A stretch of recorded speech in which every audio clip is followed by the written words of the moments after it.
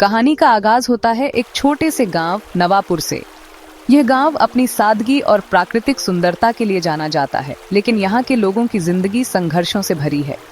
यहाँ मिट्टी के घरों में रहने वाला एक गरीब किसान का परिवार। इस परिवार की आर्थिक स्थिति बहुत खराब थी, लेकिन उनके दिलों में उम्मीद की कोई कमी नहीं थी। इस परिवार की एक बेटी थी, गुड़िया। गुड़िया बचपन से ही बहुत होशियार और मेहनती थी। उसकी आंखों में सपने थे, बड़े बड़े सपने। वह हमेशा आसमान की ओर देखती और सोचती कि एक दिन वह भी ऊंचाइयों को छुएगी।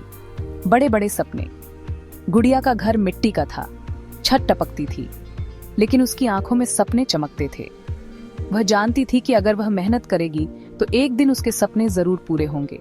गुड़िया का घर मिट्टी का था, छत टपकती थी, लेकिन उसकी आंखों में सपने चमकते थे। वह अपने माता पिता की मेहनत को देखकर और भी प्रेरित होती थी। स्कूल जाते वक्त वह गांव के बाहर बने सरकारी दफ्तर को देखती थी और सोचती थी, एक दिन वह भी इस दफ्तर में काम करेगी और अपने गांव के लिए कुछ अच्छा करेगी। गुड़िया के पापा दिन रात खेत में मेहनत करते। वह अपनी बेटी के लिए एक बेहतर भविष्य का सपना देखते थे। माँ दूसरों के घरों में बर्तन मांजती थी।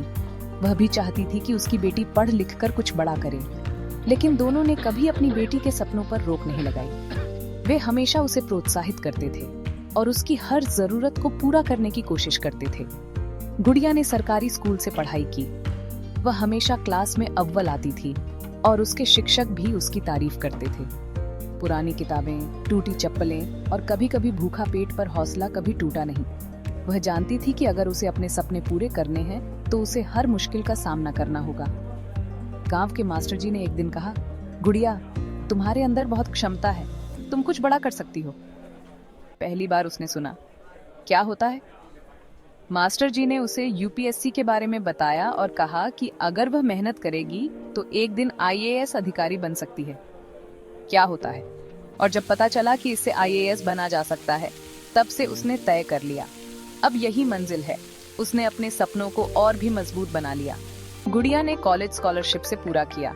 यह उसके लिए एक बड़ी उपलब्धि थी, क्योंकि उसके परिवार की आर्थिक स्थिति बहुत खराब थी।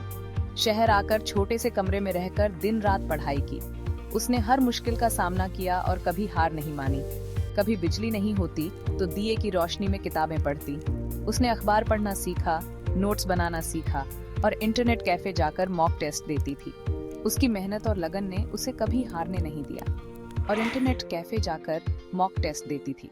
उसने हर संभव तरीका अपनाया ताकि वह अपने सपनों को पूरा कर सके। 3 साल की मेहनत के बाद जब रिजल्ट आया, गुड़िया ने देश भर में 27वीं रैंक हासिल की। यह उसके और उसके परिवार के लिए गर्व का क्षण था।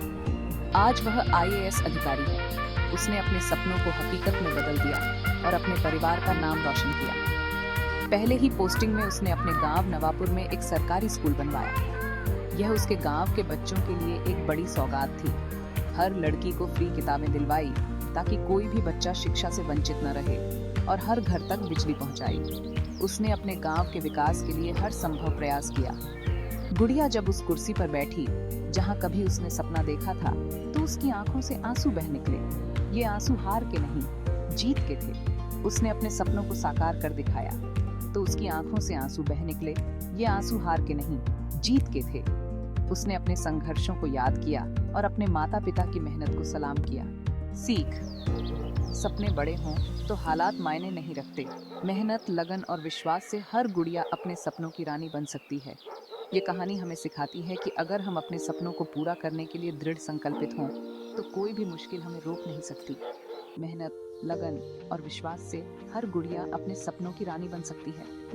गुड़िया की कहानी हमें यह भी सिखाती है कि सपनों को पूरा करने के लिए हमें कभी हार नहीं माननी चाहिए और हमेशा अपने लक्ष्य की ओर बढ़ते रहना चाहिए।